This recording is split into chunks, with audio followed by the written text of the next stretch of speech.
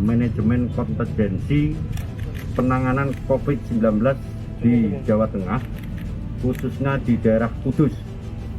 Manajemen kontingensi yang kita lakukan, satu, bahwa kita dengan Pangdam 4 Diponegoro telah menyiapkan 6 water cannon yang diawaki dan diisi, yang kita lakukan secara bersama-sama dan bergilir di wilayah Kota Kudus selama 3 hari berturut-turut untuk satu, mencegah adanya COVID yang barangkali di tempat benda dan tempat-tempat umum yang perlu disasar terkait dengan COVID-19.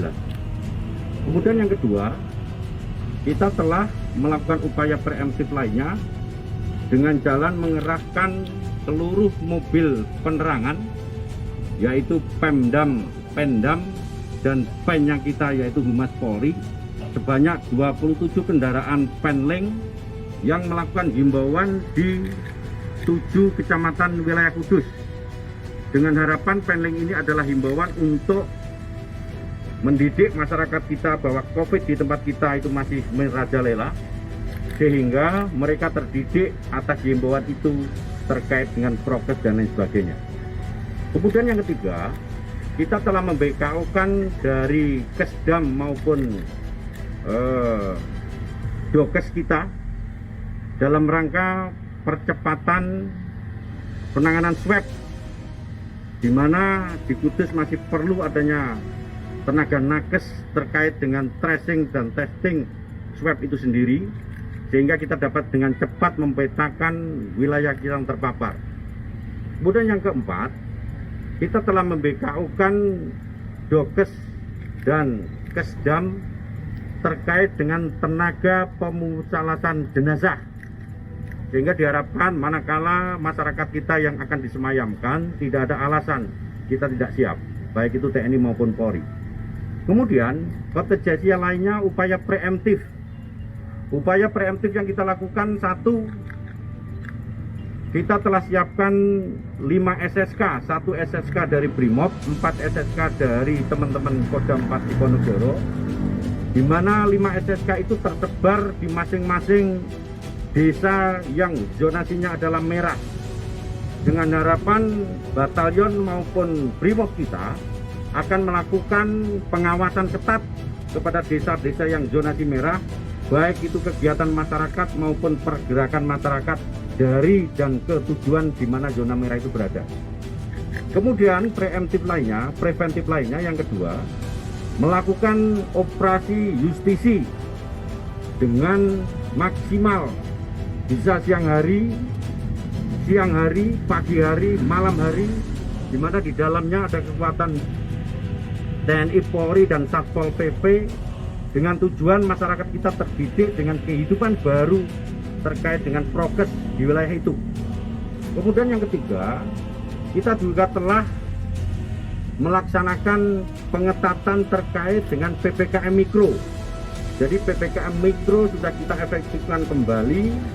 Di situ dari mulai Babin Kamtipmas, Babinsa, Lurah, dalam rangka pelaksanaan 3T dan 5M, sekaligus sebagai basis big data, di mana PPKM Mikro nanti akan bisa kita urai mana masyarakat kita yang sudah terpapar, di mana dia diisolasi, dan akan dikemanakan hasil isolasi yang telah dilakukan.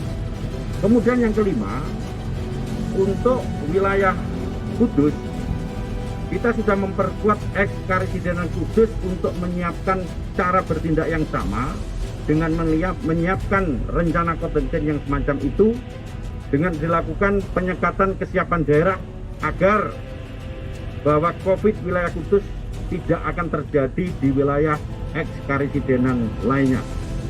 Itu adalah rencana-rencana kontingensi yang kita lakukan.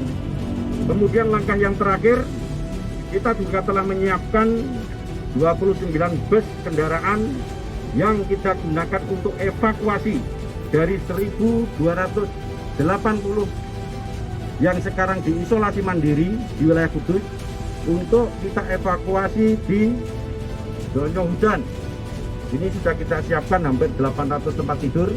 Kemudian kalau ini tidak muat, Di Semarang telah kita siapkan 1 di Islamic Center, 2 kediaman Wali Kota Semarang, dan yang ketiga adalah di Serondol. Itu hampir 670 bisa kita evakuasi. Saya yakin dan percaya koordinasi Polda Jawa Tengah dan Kodam 4 serta Pemprov mampu untuk melakukan tindakan penetrasi terkait dengan COVID-19 wilayah Jawa Tengah, khususnya Kudus. Itu adalah langkah-langkah taktis dan teknis yang merupakan suatu rencana kontingensi yang akan kita lakukan. TNI, Polri, dan Pemda bahu-membahu, termasuk sekarang masyarakat, tokoh masyarakat wilayah Kudus sudah menyadari akan scientific problem terkait dengan COVID-19 itu sendiri.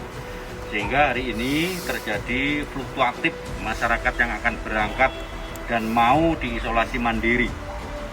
Sehingga Polda dan Kodam menambah armada. Hari ini terhitung sudah hampir 32 kendaraan bus yang kita siapkan dari ex-Kabupaten Pati untuk kita berangkatkan masyarakat kita di wilayah Kudus.